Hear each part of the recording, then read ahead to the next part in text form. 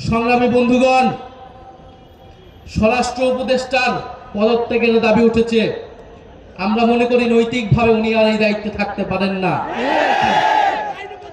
5ই আগস্টের পরবর্তীতে আমরা দেখেছি বাংলাদেশের আইন শৃঙ্খলা ফেরত আসে নাই।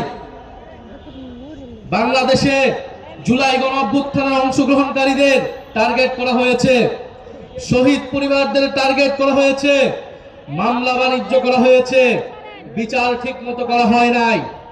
তারপরেও আইন উপদেষ্টা, স্বরাষ্ট্র উপদেষ্টা তাদের পদে বহাল ভাবে থেকেছেন। আমরা বারবার আপনাদেরকে সাবধান করেছি, কিন্তু আজকে আমার ভাইকে গুলি খেয়ে জীবনের ঝুঁকি নিয়ে আজকে তাকে বাংলাদেশ ছাড়তে হচ্ছে।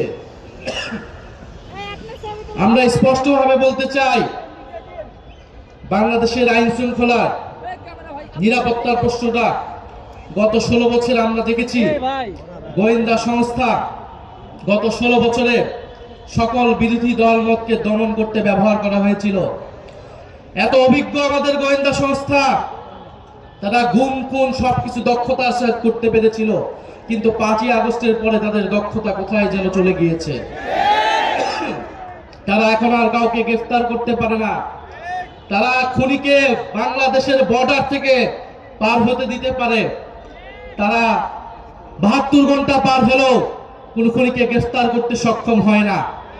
ফলে শুধু স্বরাষ্ট্র উপদেষ্টা নয়, কোথা থেকে এই ধরনের খেলা চলছে সেই ডিপ স্টেট নিয়ে আপনাদেরকে কথা বলতে হবে, সেই গোয়েন্দা সংস্থা নিয়ে আপনাদেরকে কথা বলতে হবে।